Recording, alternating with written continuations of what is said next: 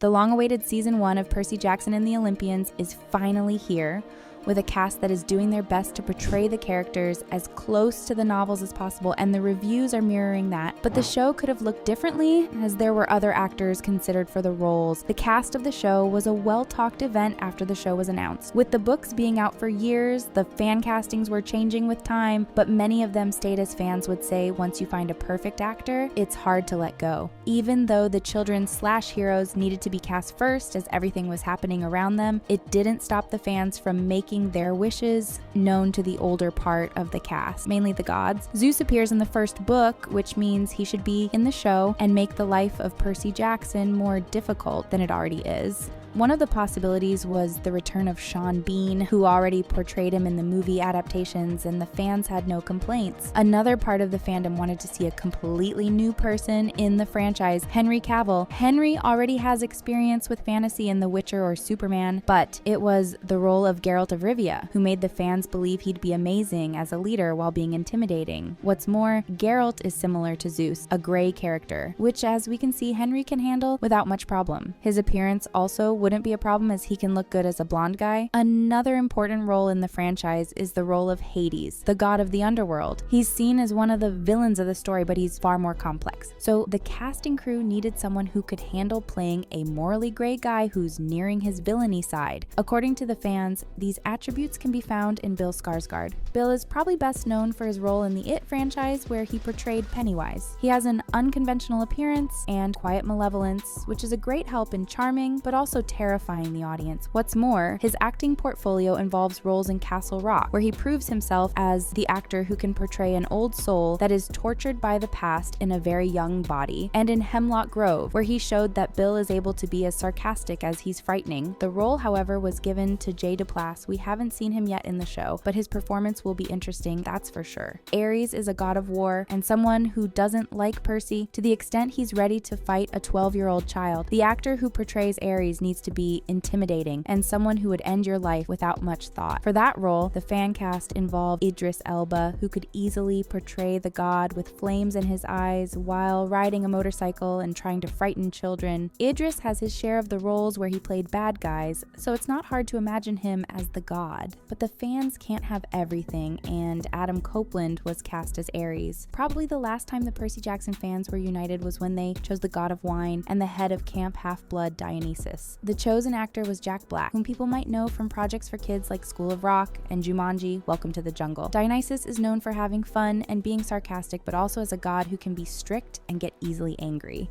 His continuous beef with Percy while threatening him to change him to a dolphin is famous, and that's something Jack could easily portray. The show, however, chose Jason Mantzoukas, whom we could already see pretending to be Percy's father just to get alcohol, which is so brand for the character. One of Percy's mentors in the New World is the centaur Chiron, who looks like he could share wisdom at any hour and any moment. He is the one who cares about the demigods, and the audience has to feel the special relationship between him and the demigods that are in the camp. According to the fans, the role was perfect for Kari Payton, who's known for the role of King Ezekiel in The Walking Dead. His previous role made the fans believe that he should have been considered for the role. Another important character in the first book and first season is Medusa. We could have seen the episode with her, which was really good, but the actress Jessica Parker Kennedy wasn't the fans' first option for the role. Instead, they imagined Olivia Munn as the monster who can turn people into stones. Olivia is best known for her role as Psylocke in X-Men Apocalypse. According to the fans, she has the important ability to terrify children in the garden full of stones. When it comes to the casting of the younger actors, it was clear that it had to be close to the age of the characters in Riordan's novels. That would allow the cast to be maturing with their character. Before Arion was cast as Grover, the fans had many ideas for the character. Grover Underwood is pivotal for the story and the developing trio. One of the fan casts for this role was Finn Wolfhard. Finn is probably best known for his role in Stranger Things or the horror It. He would have no problem with appearing in the fantasy show, and his curls would be great for hiding the small horns while pretending to be a completely normal human boy. The trio would be nothing without the daughter of Athena, Annabeth Chase. She's a brave and smart girl who tries to keep the boys away from trouble. One of the possibilities was Kylie Curran, who appeared in Disney Plus's Secrets of Sulphur Springs. Being a part of the Disney family, the fans thought she had a big chance to be successful in the casting. She is one of the people close with her age to the character, who's 12 in the first novel. Unfortunately, she was probably with the Secrets of Sulphur Springs, which might have prevented her from taking the role of Annabeth. Percy Jackson is the star of the show, who faces many dangerous situations while trying to understand the novelty of a demigod's life